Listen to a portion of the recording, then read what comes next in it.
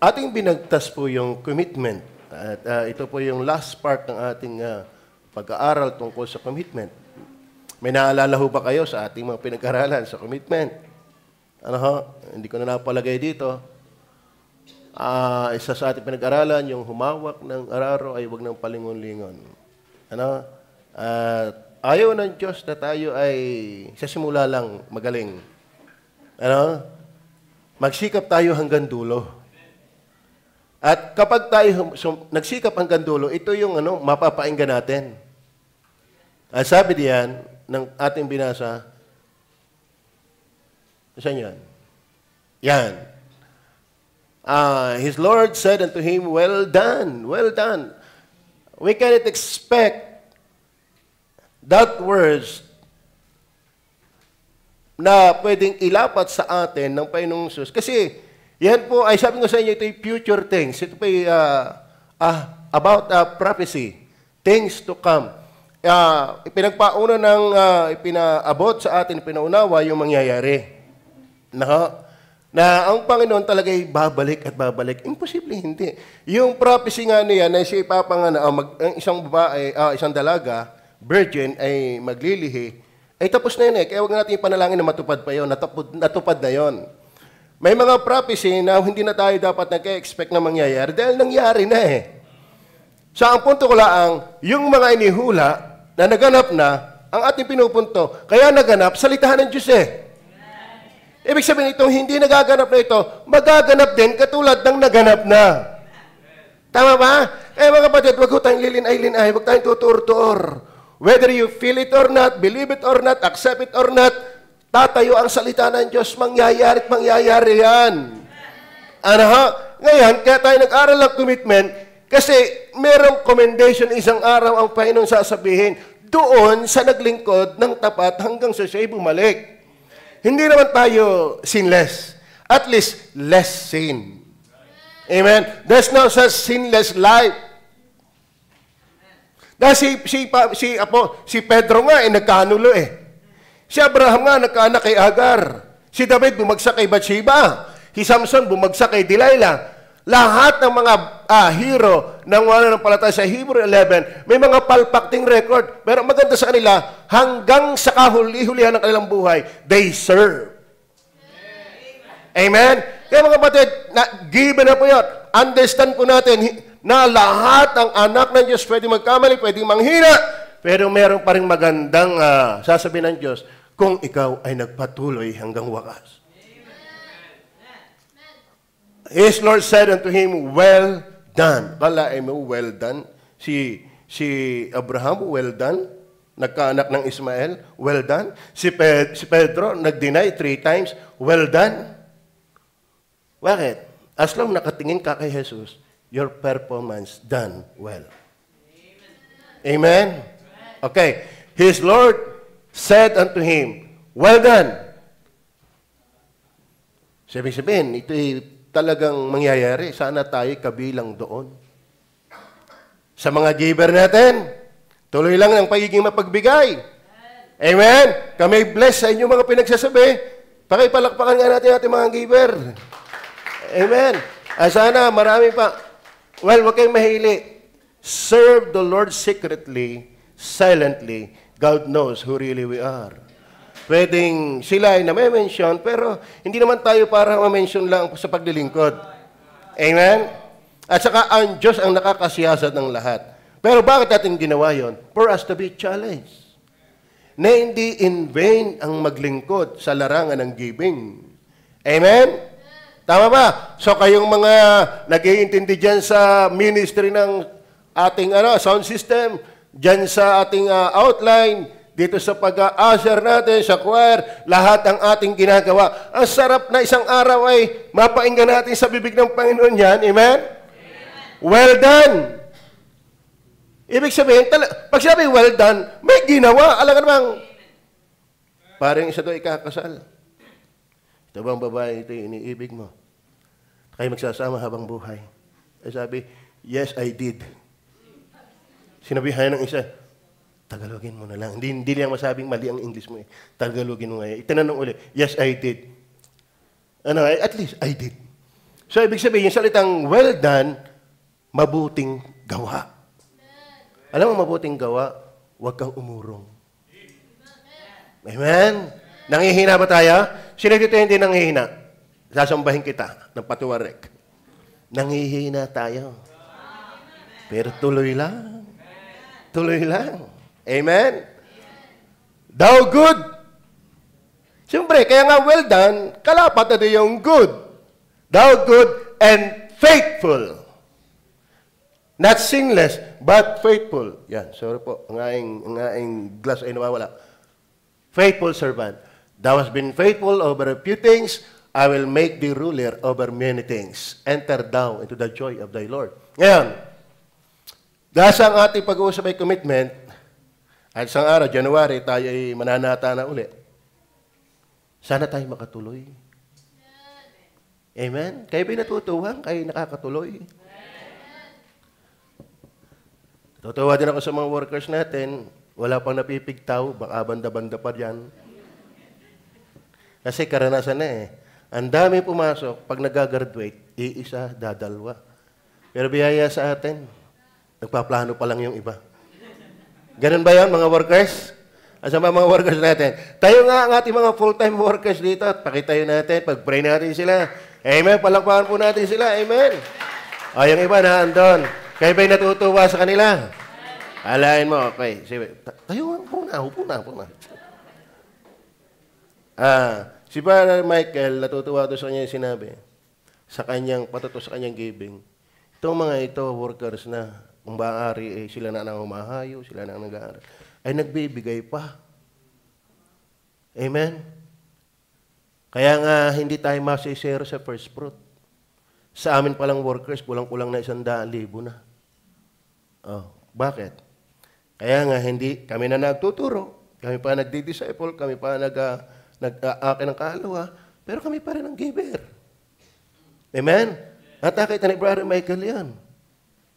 Ay, sabi nga niya, kami naman kami doon magpagamit. So, ibig sabihin, napakaganda nun. Pastor pa nga ninyo, nakakapagsalita ng well done. E di lalo pag tayo dumating at humarap sa Panginoon. Amen? Kasi alam niyo pa, ang nakakaintinding malalim sa ministry, bukod sa Panginoon, mga leader. Kaya sina-challenge ko kayo, tayo tumuloy. Tayo ba'y magtutuloy? Kasi mahirap naman yung pagdating natin sa langit eh. Ikaw pa hinaan din eh. Yung inanyayahan kang, di ka naman pinapansin, ang sama na lasa eh. Tama? Inanyayahan ka sa birthday yan, tapos naandun ka, di ka naman pinapansin, ang sama na lasa. Sabi mo, nakapunta pa din eh. Kaya sabi ng Bible, ayaw kung gano'ng katotoo yung pag-aaral nila at papahiri nila ang kanilang luha. Bakit? Unang punta mo sa langit, may pagluha. Bakit? Hindi pa sa galak. Luha ng regrets. Ang dami kong pagkakataong sinayang. Siguro habang kita-kita mo kinukurunahan yung iba dahil sa pagiging soul winner, giver, etc., ikaw talagang pinabayaan mo lang ang iyong pinapakinggan. Reklamador ka pa, palabang ka pa sa pastor. You will be in heaven, but talunan. Amen? Kasi ang Diyos pa'y makatarungan. God is the God of justice. Amen? Ang ating kaligtasan po ay biyaya. Tama. Pero, balance po ang Diyos. Ang Diyos po ay matuwid at the same time siya ay mapagbiyaya. Amen? Kaya nga may pagpalo eh, dahil ang Diyos ay matuwid. Pinaiiral niya ang tama. Kung kay matigas ang ulo, ay di may pagpalo. At yun ay biyaya pa rin ang bottom line. Okay. So, sana tayo magpatuloy. Tutuloy ba kayo? Dapat, pag hinawakan natin ng araro, puluhan ng araro, tuloy na lang. Dahil mayroong pangako, very promising. Ang Diyos po ay nag-a-award. Ang Diyos po ay mayroong future na gagawin sa mga nagpatuloy niyang mga anak. Well done, thou good and faithful servant.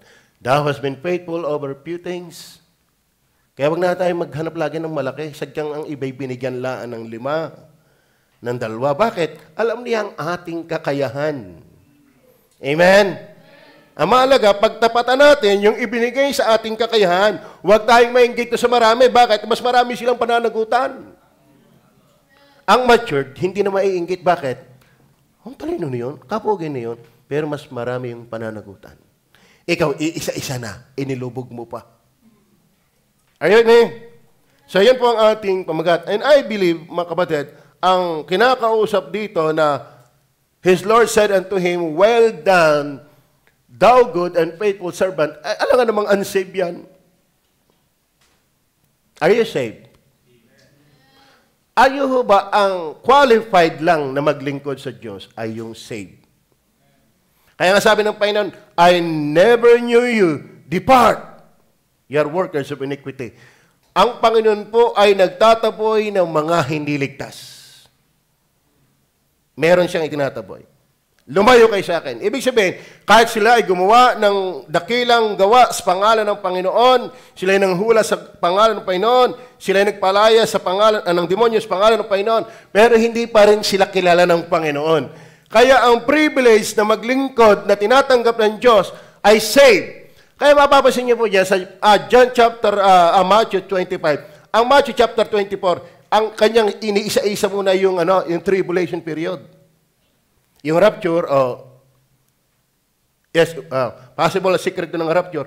Pero yung idea yung kung para sa panahon ni Moises, ganito.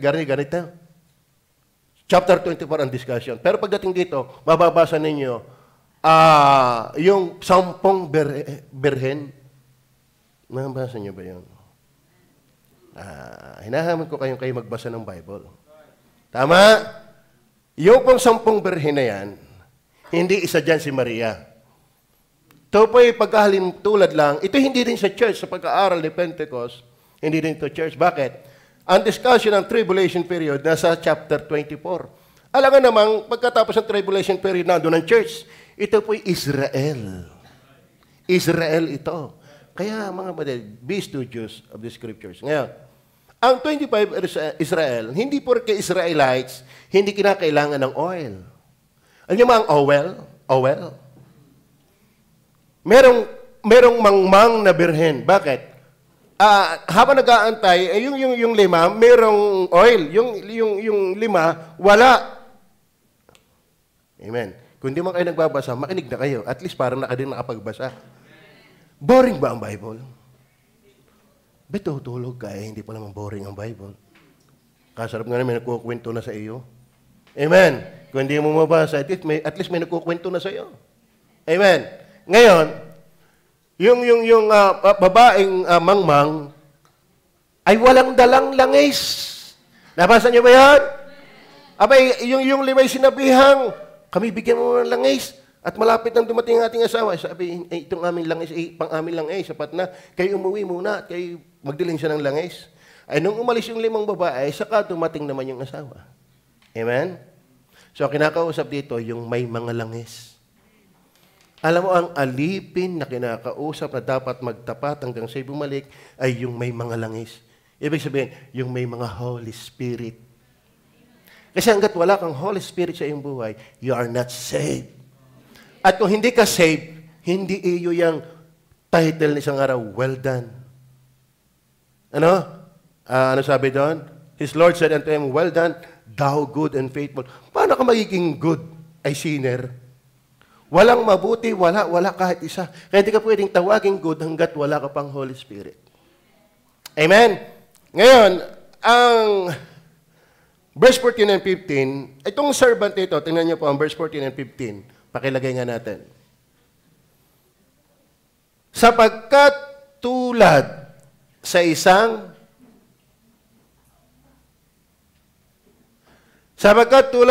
tao na nang paroroon sa ibang lupain ay tinawag ang kanyang sarili mga alipin at pinamahala sa kanila ang kanyang mga pag-aari.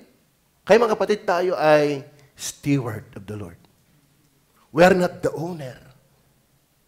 Ang tunay na may-ari ang Panginoon. Kaya mga kapatid, tayo inaasahang magtapat na alipin. Amen? Verse 15. At ang isa'y binigyan niya ng 5 talento. At ang isa'y 2. at ang isa'y isa. Sa bawat isa'y ayon sa kanya-kanyang kaya. Mga kapatid, ang Panginoon ay marunong.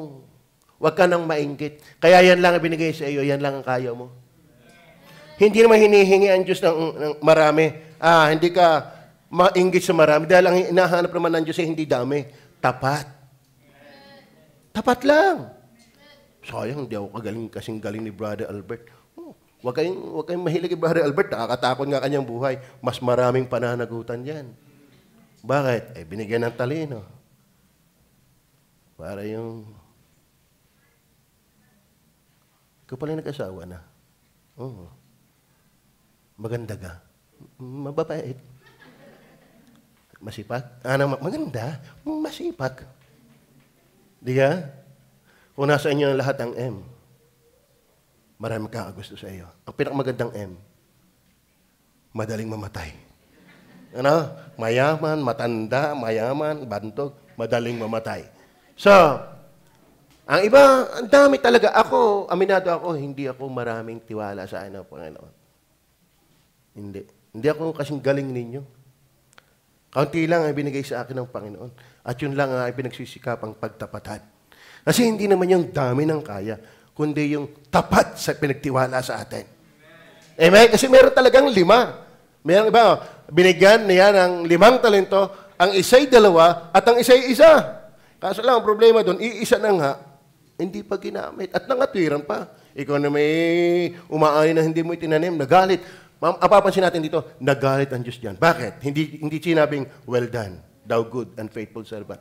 Kaya meron ding mga saved na pagbalik ng Panginoon, hindi talaga natuwa ang Panginoon. Bakit? Hindi naglingkod hanggang sa dumating ang Panginoon. Are you with me? Maliwanag ko ba? Yan po ang nilalaman. Kaya ang tinatalakay natin dito na isang araw ay sasabihin ng Panginoon, thou and good, faithful servant, ay mga may langis. May mga Holy Spirit. Okay, simula na po tayo kung bakit sinabihan niya ng Panginoon na well done, yun ang ating pamagat well done, thou good and faithful servant. Anong meron doon sa sinabi sa servant na yon? Pasensya na kayo sa mga wordings papaliwanag naman natin. Kasi ang inyong pastor laging nag-a-attempt din naman mag-alliterated, pasalasala naman. Ano? Una, ilapat natin sa verse 26. 26. Bakit sinabihan? At bakit ikaw at ako isang araw ay makakaasa sa kanyang biyaya? Wow! Romel, thou, a good and faithful servant. Bakit? Datapwat sumagot ang kanyang Panginoon at sinabi sa kanya, ito yung sa iisa.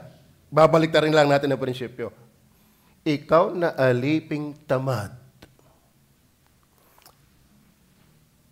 Ang pagbabalik ng Panginoon, 2 klase ang kanyang madadatngan. Are you with me? Isang masama at isang maganda. Kukunin natin ang prinsipyo para mailapat kung bakit sasabihin, ikaw na mabuting alipin, sabi diyan, mabuti at tapat na alipin. Kunin natin sa prinsipyo dito. Ikaw na aliping masama at tamad. Aliping masama at tamad. Nalalaman mong ako'y gumagapas na hindi hinasikan at nag-aani doon sa hindi ko sinabugan. Ituloy nga natin. Verse 27.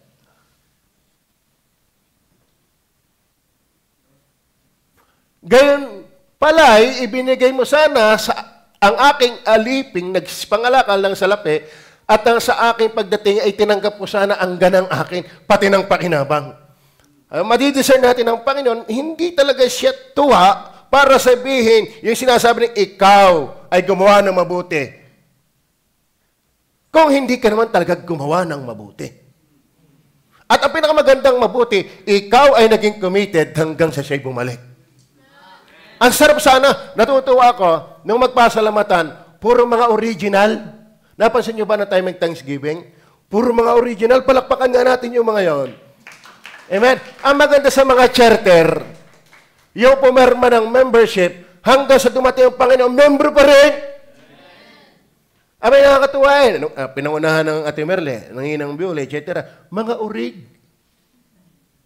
Amen? Ang ganda yun. Doon pa lang sa lupa, pa lang pagtanaw, nakaka-bless na eh. Yung bang nagsimula hanggang ngayon, kasama mo pa rin? Nakaka-bless yun. Ibig sabihin, hindi nila tayo iniwan. Sila yung nagpatuloy, kasama ng mga bago. Ay, kung pantao pa lang na-appreciate mo yan, eh di lalong pagharap mo sa Diyos, thou and faithful servant. Thou good and faithful servant.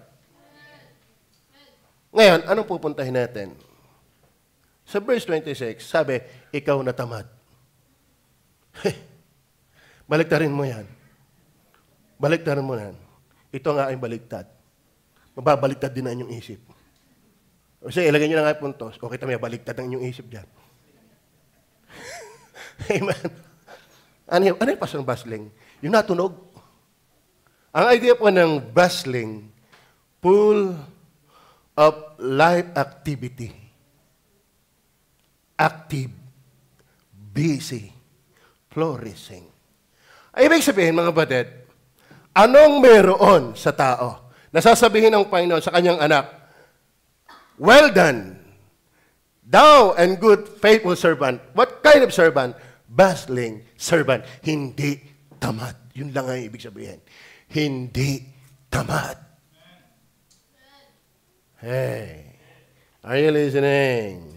Amen. Kaya lang nga naman ikaw eh. Kagaling mo ka-uto eh. Hindi pwede. Pag wala ang amo, pahila-hilata sa supa. At pabuklat-buklat lang ng rep. Amen? Sinasampal pa ang anak ng amo. Ay hindi ka pwedeng maging tapat. Hindi ka pwedeng maging mabuti.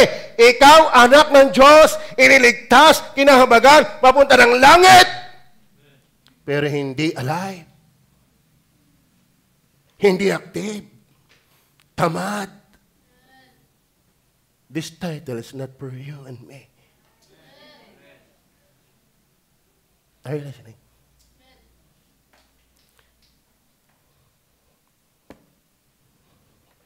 Amen. Pastor, ako'y masipag, purihin ang Panginoon. Pero saan? Sana ang hugot ng sipag mo, mapang pamilya, mapang secular,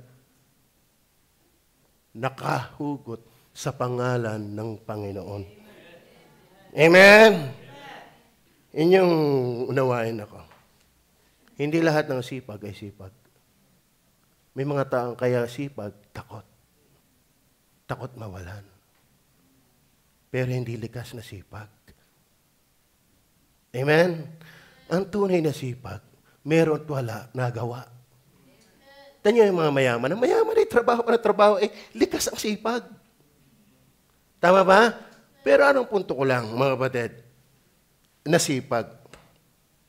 Isa sa ibig sabihin ng bustling, the full of life activity, alive, busy, flourishing. Ano sabi ng idea ng flourishing? 1 Corinthians 15 verse 58, alam niyo po yan. Therefore, my dear beloved brethren in the Lord, be steadfast, unmovable, always abounding. Always abounding. Hindi yung isa na nga ministry, mga yung 2025 wala na. Ako'y natisod. Ayaw ko na maglingkod. Alam mo ba, don't let your life to be spent by the year 2025 without ministry. Kasi God saved you to serve Him. Amen? At binubuhay ka pa rin niya para siya yung luwalatiin. Hindi ka titled. You are not entitled. Doon sa sinasabing, well done, thou good and faithful servant, without ministry. Amen? Huwag ho kayong masyadong maramdamin. Tingnan nyo ha. Beka sa Diyos, ang tagal na sigaw pa, hindi mo nararamdaman. Pero pag sa sarili mo, daktang papaya ka. Hindi ka tatagal. Are you with me? Kaya nga sabi ng Panginoon, kung sino man ay gusto'y sumunod sa akin, pasanin ang kanyang krus at tumanggi sa kanyang sarili. Mga kapatid, hindi tayo dito para pumapel lagi. Tayo narito para yapakan ng Diyos at siya ang makita. Amen? We represent not ourselves, but Jesus. Amen? Para ka doon sa isang habang pinagpupugayan si Kristo papunta sa city of God, sumisigaw, papuri, husana sa anak ni David, pero siya'y sumakay doon sa Sibra. Hindi, asno. Hindi asno ang pinagpupugayan. Yung nakaupo sa asno. Sana tayo upuan lang. At si Kristo ang pinagsisigawan. Kaya, mapansin ka o hindi, upuan ka lang naman. Tayo walang kabuluhang alipin. Ginagawa lang natin ang dapat nating gawin. Amen? Palakpakan man o hindi. Matawag man na nag-giver o hindi. Makita man o hindi ang iyong paglilingkod, alam ng Diyos yun. Tatandaan mo ang dapat pinapalakpakan sa ating buhay ay hindi tayo. Si Jesus. Kaya sabi, yamang nalalaman ninyo na sabi, magsitatag. Pag sinabi magtatag, faithful hanggang wakas. Sumasagana sa gawa ng Panginoon. Amen? Dati, kinakaon-kaon lang ako. Pagkatapos, taga-awit ako. Naawit ako noon. Ngayon hindi na. Piliting ko man, parang parang ipit na ipit. Umaawit ako dati. Taga-special number ako sa iyong people. Taga-basa ng talata.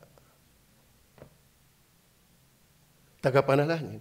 Pero hindi na natiling ganon. Ngayon, tagapaglingkod. Sana mga kapatid, tayo'y dumami ang ginagawa kay Kristo. Lumago tayo, flourishing. Ano ang kaganti-ganting pala? Bustling servant. Hindi tamad. Are you with me?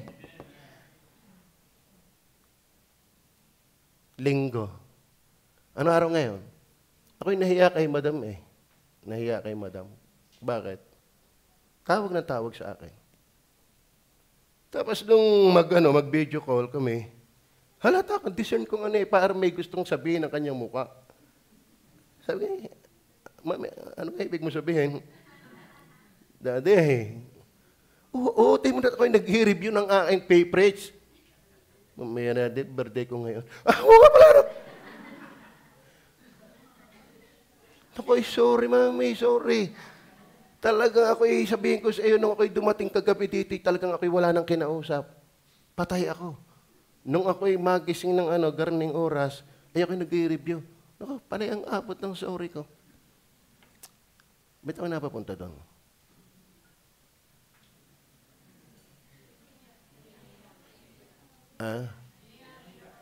Yun ba talaga ibig ko sabihin? Nahihiya.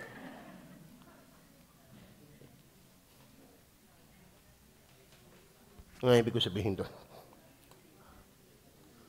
Nahihiya.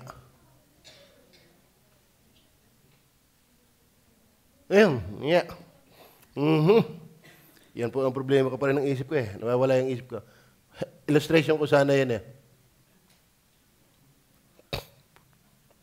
Yun, busy eh. Kaya hindi ko naalala. Kala mo nung maghapon ako nag-dribble. Oo, tapos yung tumanghor, talo naman. Okay, punto, mga kapatid. Ayaw ng Diyos ng kanyang alipin ay tamad. Amen? Ayun, naalala ko na. Magaling na lahat ang hindi ko nalimutan ay linggo ngayon. Nalimutan ko talaga ang birthday ni Madam. Nakakalungkot, maraming Kristiyano yan eh.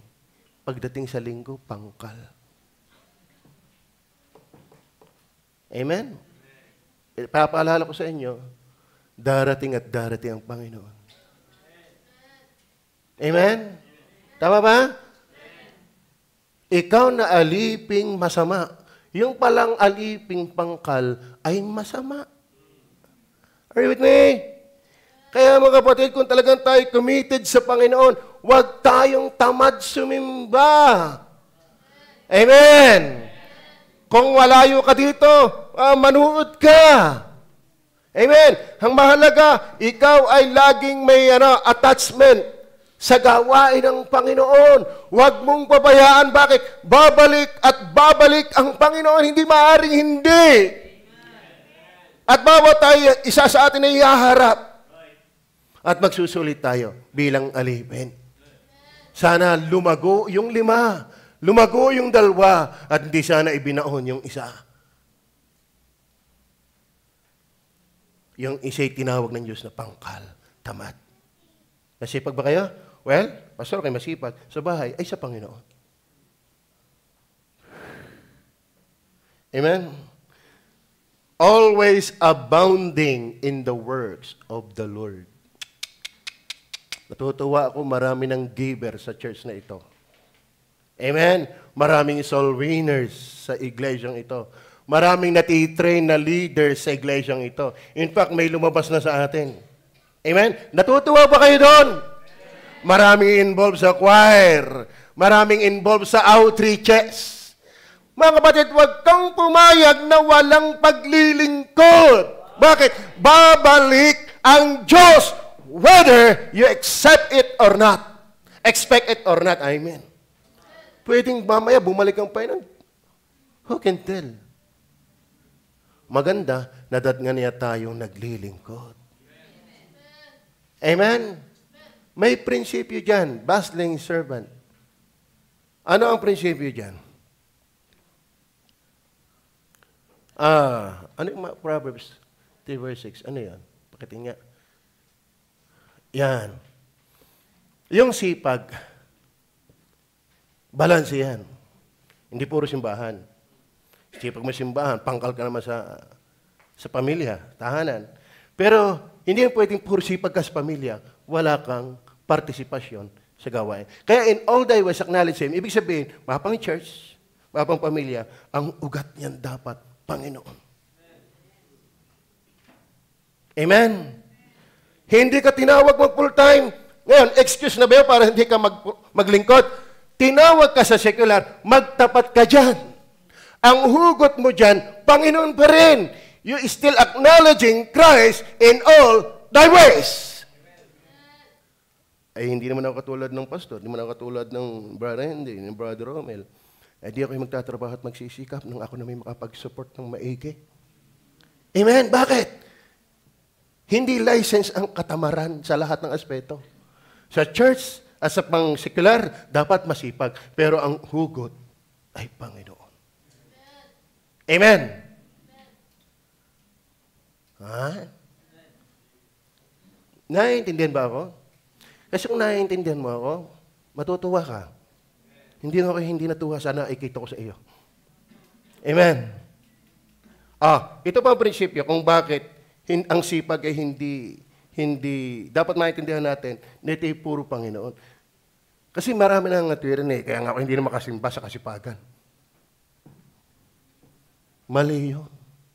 Sala. Diyan natin ang Bible.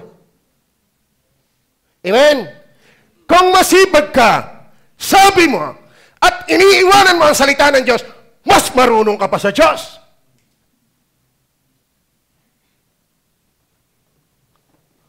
Ang sipag, Diyos ang ugat. Amen? Hindi tayo iniwala masipag ka puro simba lang. Kaya nga linggo lang hindi Lunes hanggang linggo.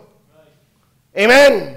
Ibig sabihin, ang Panginoon, binigyan ka ng 6 na araw, magsipag ka dyan. Pero ang layunin na yung pagsisipag dyan, para pag linggo, may offering ako. May pagsamba ako. Ngayon, wala ka ng linggo, wala ka ng Miyerkules, inubos mo na dahil ang sipag mo kuno. Let me tell you, you don't know nothing. You do not know. Wala kang alam. Hirap pag ini-English Hindi mo alam ang Bible. Man, hindi mo alam ang Bible. Ano pa ang una? Matthew 6:33. But seek ye first the kingdom of God and His righteousness. Seek ye first. Pag sinabing first, hindi huli. Abay, nauna ko na siya dati. Ay, bet may commitment kung dati lang ang pag-uusapan. Amen? Kayo ba, Ning, Brother Ane? Pahig ba kayo na kayo noon, ngayon hindi na? Sabi ni Ning, payag ko ako. Diba? Ikaw ba, Brother Albert? Yeah. Yun, liyo agad ako. Sister Ella, ipahig ba kayo na ngayon lang kayo ni Albert? At bukas ay hindi na. Kawawa naman si Albert. Amen? Ako nga lang ay ako ninibago talaga pag wala si Madam. Oo, pati tulog ko bakit? Pagka narito si Madam, pag nagkadaklayan na yung mag-ina, tahimik na ang paligid. Tulog na agad. Ngayon Dati, si Mama, namimiss ko. Sana umuwi na. Wala problema kung alas 9 lang gayon ng gayon. Alas 11 na, gayon pa ng gayon. Ako naman dapat ay tulog na ng 9 plus. Ako hirap Yun ay nasa Vietnam lang. Hirap Kahit pa may natulong sa aking worker, iba pa rin yung asawa ang kasama. Amen? Tama ba? So, sa pangrelasyong mag-asawa, gusto natin, hindi tayo matamis lamang nung tayo kinakasal at nagliligawan lang. Ang gusto natin hanggang sa tayo mamatay magkasama. Kaya wag mong sabihin sa akin, abay, inuna ko na ang Panginoon dati, ay ngayon! Ngayon! Huwag tayong magaling lang sa simula. Dahil ang sasabihan ng Diyos ay hindi lang yung simula, hanggang ngayon. Ngayon kung hindi, tamad ka. At masama.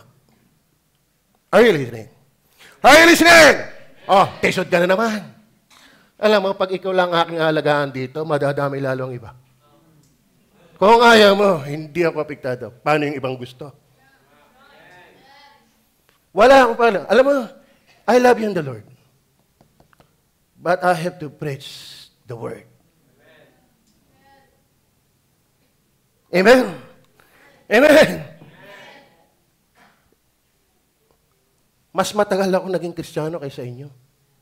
Sa akin, hindi lang preaching ang nakakasakit. Pati yung mga bully ng tao. Testingan niya ng bait. Amen? Hindi lahat ng salita at impression ng tao pabor sa iyo. Doon mo makikita kung nakatingin ka kay Kristo. Dahil kung hanapin mo lagi palakpak sa iyo, hindi lahat magbibigay niyan. Ang hanapin mo si Kristo. Ngayon kung hindi yan, tamad ka. Are you with me? Sumipag ka na sa pamilya mo. Hindi tama yan kung tamad ka kay Kristo. But seek ye first the kingdom of God and His righteousness. And all these things shall be added unto you. Ano pa ang prinsipyo niyan? Yung bustling servant. Full of life activity, alive, busy, flourishing. Ano ba ang prinsipyo ng 2 Corinthians chapter 4, verse 18? Anong prinsipyo niyan? Samantalang kami ay nagsisitingin, hindi sa mga bagay na nakikita, kundi sa mga bagay na hindi nakikita, sapagkat ang mga bagay na nakikita ay may katapusan. Datapot ang mga bagay na hindi nakikita ay walang hanggan. Ngayon, abala ka lang sa mga material na bagay, ay paano yung hindi mawawala? Marami nga dyan. Puro trabaho, hindi nakakapagbasa ng Bible. Ang Bible hindi laban sa trabaho. Ang Diyos ngayon laban sa tamad. Ayaw ng Diyos ang tamad. Pero wag mo naman i-excuse. Dahil ang daming ginagawa, hindi ka na nagbabasa. Hindi ka na nananalangin. Hindi ka na nagsisimba. Hindi ang kasipagan. Ang tunay na sipag, una ang Diyos. Ang hugot ay Diyos. Amen? Amen? Sumipag ka na sa secular. Sumipag ka na sa pamilya mo. Pero naiwan mo ang Diyos, hindi yan ang well done. thou good and faithful servant. Are you listening?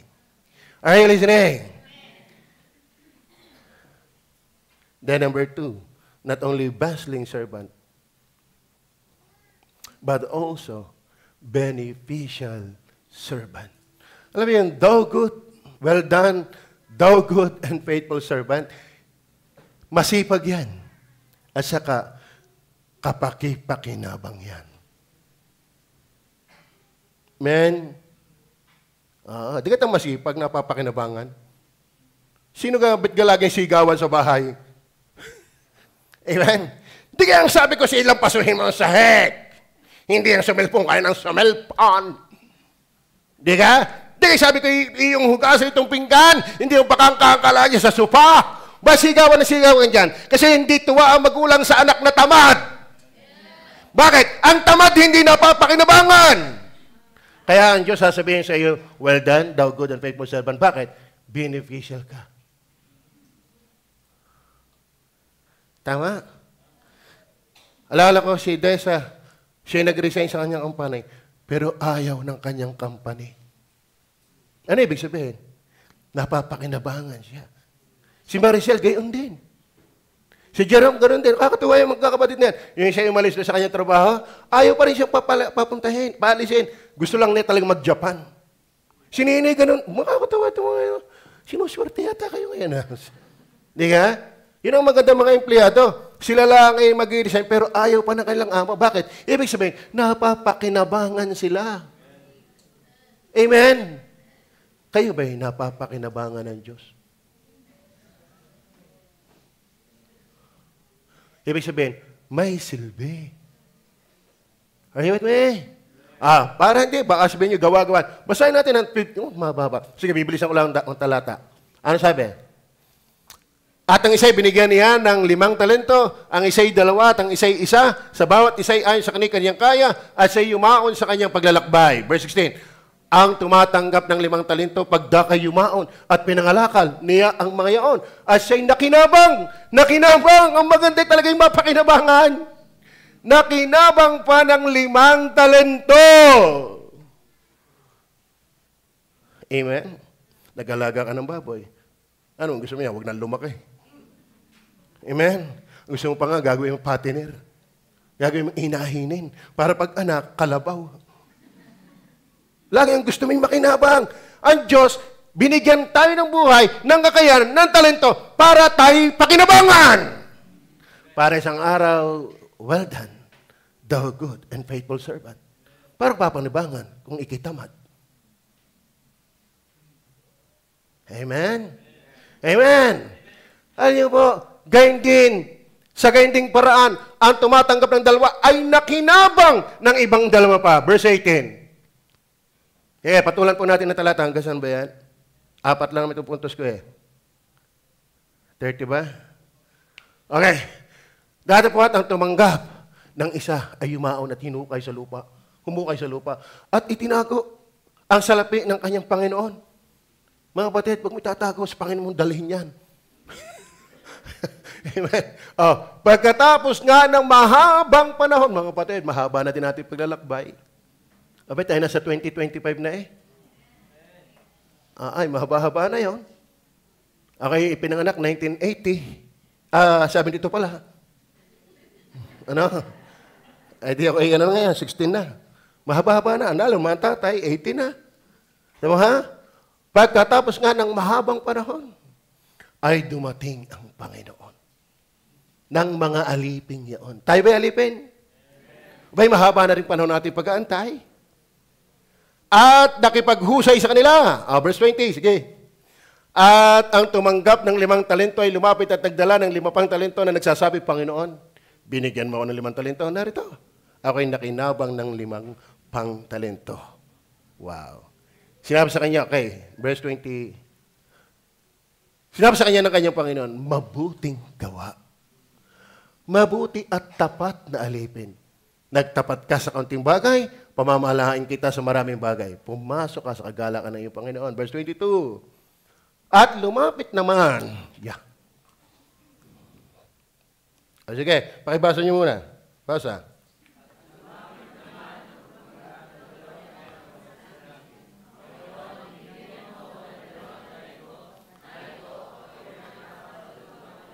Nakinabang. Di ka? Beneficial. Are you with me? Napapakinabangan. Dapat tayo napapakinabangan ng Panginoon. Napapakinabangan ng church. Si Brother Rani, napapakinabangan sa electricity. Ang ebidensya, na kuryente. Pati ngipin, na kuryente. Diba? Yung mga driver natin, napapakinabangan. Pagsala sa nabunggo, nakabunggo. Amen? At least napakinabangan. Amen? May pastor, sira po ang sasakyan. Ang sarap na tayo naglilingkod na napapakinabangan ng Panginoon. Amen? Tama ba? Kaya kayo mag-aalaga ng Tagalog ng manok na wala lang. Sabi nga ng Panginoon, sino ka sa inyo ang nag-alaga ng kambing o ng tupa at hindi malang gumatas? Sino man ka sa inyo ang umararo, hindi ka man pinapakain ng damo? Ibig sabihin, dapat napapakinabangan. Dapat ang anipin ng Diyos nagagamit. Kaya sasabihin sa iyong, well done, thou good and faithful servant. Bakit? Hindi lang sa ikaw masipag, ikaw ay napakinabangan. Ikaw kaya tumagal sa iyong kumpanya kung hindi ka naman napapakinabangan? Eh, parang ikaw pa ang boss. Meron akong nadadatngan na minsan, hindi naman siya ang may-ari ng bahay. Yung may-ari ng bahay, pag pangalang pastor pa lang, kaliki ng pababa. Ay, si pastor. May yung katulong. Yung katulong lang. Parang ang ngaling-ngaling ko gusto ng palisin eh. Okay. Ngaling-ngaling ko na, huy, sino ka dito? Napahiya lalo nung bumaba yung asawa. Ay, si pastor! Ngunguto-nguto yung mga. Nakita lang ang aming jeep eh, gayon eh. Para sana yata ang napasok ko doon yung mga lancer. Eh, nga may cancer. Mga napasok. Hindi iniintindi. Di ba, libagak? hindi naman siya totoo. Siya'y alipin. Siya'y taga-alaga-alaan doon ng aso pa ang inaalaga at tagapagpakaila ng aso. Ang alamin ko sino? Kaya wag kang mayabang, alipin lang tayo ng Panginoon.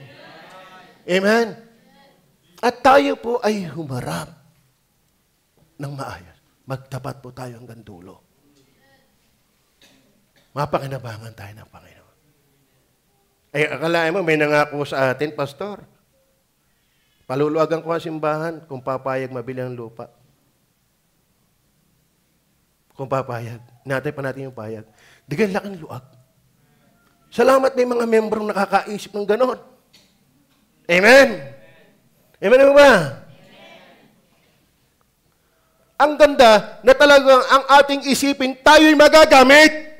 Sabi nga ni Rizal sa kabataan, kayong mga mamamayan ng Pilipinas, huwag niyong isipin ang makukuha niyo sa bansa. Ang isipin niyo kung ano ang inyong mai-contribute sa bansa. Ikaw ay niligtas hindi para manghot-hot. Ikaw ay niligtas para magamit. Amen! Amen! Kaya mga kapatid, paano tayo magiging good and faithful servant kung tayo, una, pangkal. Pandalwa, dahil nga pangkal, hindi beneficial. Tama ba ang English ko dyan? Bahala na kayo. Basta yun ang aking ibig sabihin. Profitable. Kapaki-pakinabang. Amen? Ano ang prinsipyo dyan? Hebrew chapter, nabasa ko na ba lahat? Hindi ko na papatulan. Hebrew chapter 11 verse 1 and 2. Kayo ba mananampalataya? Alam niyo ba pananampalataya hindi nakikita? Kahit man ang pag-ibig, hindi mo nakikita yan, di ka? Nahahalata mo lang. Di ka? Amen. Halata niyo ba ang pag-ibig? Hindi. Ano tawag yung Brother Henry sa mga hindi nakikitang bagay? Abstract ba yun? Okay, tamang galing ko. Abstract yun. Hindi nakikita pero naipapakita. Paano makikita ang pag-ibig? Through action. Through action. Paano makikita ang faith mo? Through action. You cannot prove that you have your faith without action.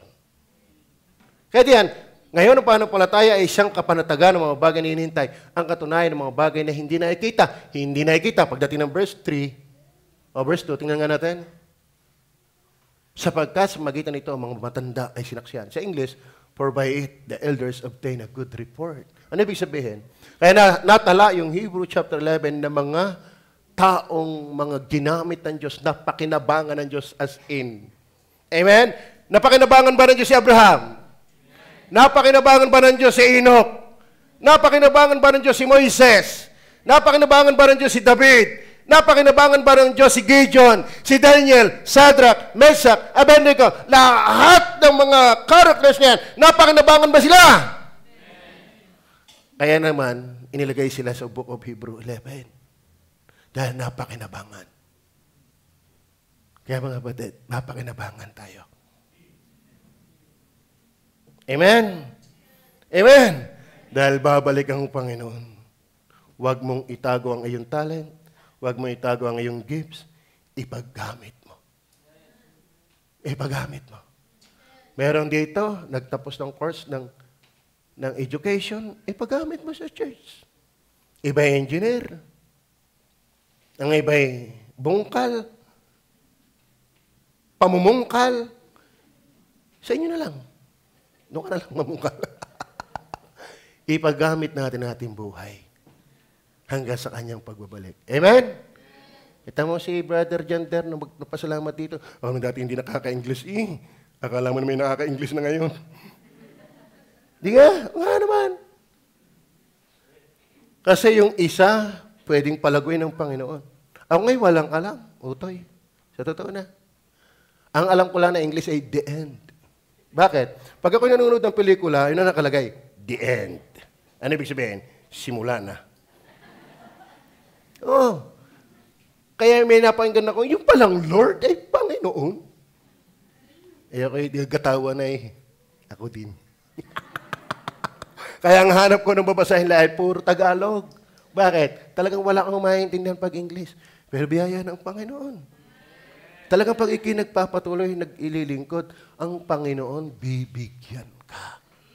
Pero yung marunong, na hindi ginagamit ng Diyos, sabi, sa binigyan, bibigyan palalo. Pero yung meron na hindi ginamit, pati nasa kanya ay aalisin. Nabasa niyo ba yan? Yan pang problema eh, naalis na, bakit hindi mo nabasa? Kaya hinahamon ko kayo. Yan, Leo. Suring. Okay. Ari ko kasi nahigan ni Utoy.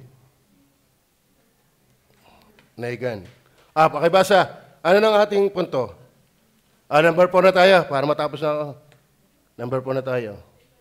Number 3 pala. Yan! Mababaliktad naman na yung paningin. Ano yan? Yan ang hirap ng yung extreme sa alliteration. Masyadong Naku, Utoy, pasuyo na ulit. Lumag na eh. Ano ba ibig sabihin niyan? Nalagay ba dyan? Dyan basa ko eh, dito hindi.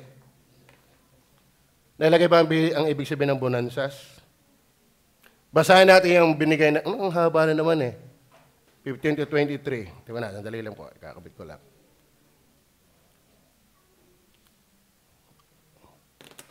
Yeah. Nagda-Daniel na to. Okay. Verse, doon na lang sa ating text para maka-menos na yung oras. Verse 31. 21, see, pwede 21. His Lord said unto him, well done, thou good and faithful servant. Thou hast been faithful over a few things, I will make thee. Yun, ando ng idea ng bonanzas. Siyempre, kukuha mo yan ng B eh. I will make thee. Ang idea ng bonanzas, rewarding. Ikaw ay kaganti-gantimpala. Are you with me? Merong magkakapatid na 4, selos ng selos sa ate. Alo, yun namang ate lang, yung favorite. Hindi naman niya alam, yung kanyang ate lang naman ang masipag. Amen? Alam nga may rewardan ng rewardan.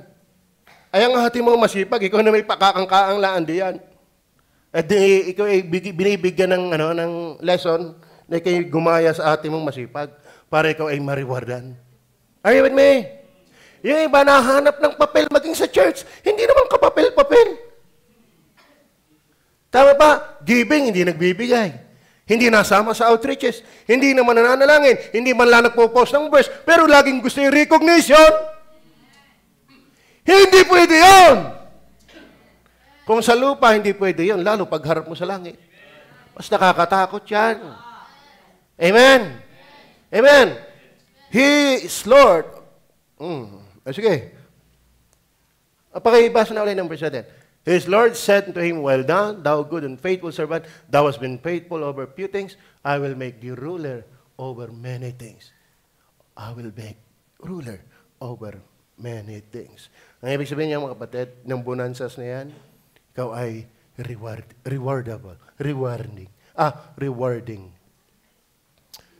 Ikaw ay gagantimpalahan. Gusto niyo ba ng gantimpala? Aba, ay magpatuloy. Amen? Yung sa chess, huwag kang easily giving up. Pwedeng talo ka ng phone, 2, 3, tuloy lang. Kasi hindi naman ang kalaban mo alaman lahat. Malalansi mo rin yun. Minsan talo ka na eh. Pag ikimatyaga nagkamali, talo mo pa eh. Amen? Ay maraming Kristiyano, nanghina, ay tumigil na. Tuloy lang. Paano ka gagantimpala? Paano ka mananalong? Tigil ka na. Si Pacquiao, hindi pwedeng manalo yan. Tumigil lang ng kasusuntok. Ay, panalo na. Ba, hindi maipinta mo ka niyan. Kaya nga nalo yan, nagpapatuloy yan. Mga kapatid, yung ang boksingero, nagpapatuloy. Yung ang sabongero, nagpapatuloy. Yung ang babaero, nagpapatuloy. Yung lasinggero, nagpapatuloy. Eh di, ikaw namang lalakero lang. Amen. Patuloy tayo. Amen o ba? Amen. Hindi bagay sa reward ang tumigil. Hindi. Tama ba? Di baloy ng... Alam mo, yung pagpapatuloy, hindi rin yung pabilisan. Merong mabilis. Pagputok, bang! Ang bilis. Merong usad pagong. Napanood ko yun yung si Kuneho at saka Pagong. Allah. Dahil mabilis yung Kuneho, pahiga-higa. Allah, ay may mabagal. Pero nakatapos ay ang Pagong. Kahit usad, Pagong. Amen? Kahit ang bagal-bagal mo, tuloy. Bigay sinasabi ni Brother Albert, nanganak ng panganay, bingot. Siguro naman, pagpadalwa, hindi na. Abay, nung umayo ka, Nani, ay bingot pa rin. Mami, siguro sa susunod tayo makaka-jackpot. Pantatlo. Mami, aain. Nako. Ay sabi ng asawa, ay tigil-tigil na. At puro bingot. Isa na laang. Abay, nakalabing-2 eh.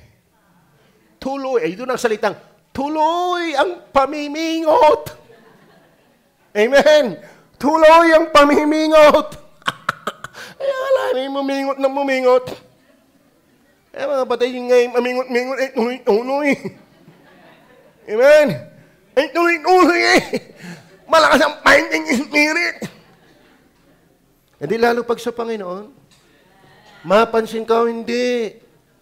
Nang hina ka man ng masigla, tuloy lang. Hindi ka pwedeng sabihin, well done, thou good and faithful servant, kung ikaw naman ay hindi bonanzas. You.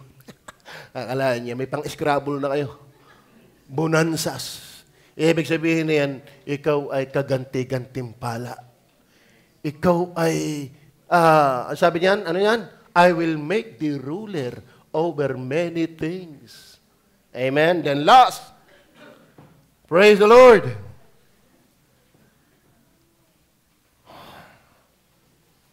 Basahin nila yung verse 21. Pakibasa nga ninyong lahat. Basa.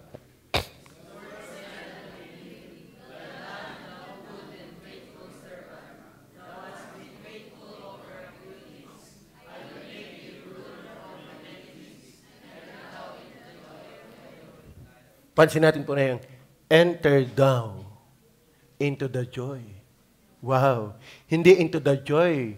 Ang sabi, into the joy of thy, hindi into the joy of video okay. Hindi into the joy of club. Hindi into the joy of money. Hindi into the joy of thy wife. But into the joy of thy Lord. Ay ba, tunay na galak? Joy of the Lord. Sino yun? Thou, well done, thou good and faithful servant. Number 4, blissful servant. Amen? Kaya mga kapatid, masaya ka na ngayon, mas masaya ka pa pagdating ng Panginoon. Papasok tayo sa galak ng Panginoon. Amen? Hindi natin kayang yan yung... Alam mo, ang kagalakan niyang Panginoon. Alam mo kung bakit ang saya-saya ni Adan at ni Eva no, sa halamanan ng Eden? Wala pang penetration si Satanas doon. At ang Diyos ay hindi na penetrate ni kahit tilabsik ni Satanas. Kaya ang ganda, ang kagalakan ay doon ka. Sino yung qualified doon? Yung committed. Maglilingkod sa Panginoon. Amen? Gusto niyo ba ng masayang buhay? Mag-backslide ka. Huwag kang magbasa ng Bible. Huwag kang mag-tithes. Huwag kang mag-offering. Huwag kang magsimba. Huwag kang mag-akin ng kaluluwa. Ang saya ng buhay mo. At nakakatakot kung hindi mo ginagawa yun, masaya ka. Hindi ka anak ng Diyos. Amen ho ba? Maliwanag ho ba? Kaya alam mo yun, napapaloob dyan. Well done, thou good and faithful servant. Ito yung, ano yun? Bustling, masipag, beneficial, kapakipakinabang, nakikinabang, bonanzas. Ibig sabihin yan ay kaganti-gantimpala, and then masaya ang nagpapatuloy na Kristiyano. So, totoo na. Amen? Tanungin mo yung hindi nagpapatuloy, hindi masaya. Tama? Pero yung nagpapatuloy, masaya yan. Kahit may mga problema, masaya yan. Gusto niyo ba sumaya? Patuloy lang. Patuloy lang. Isang araw, mamanahin natin yung sayang wala ng lungkot.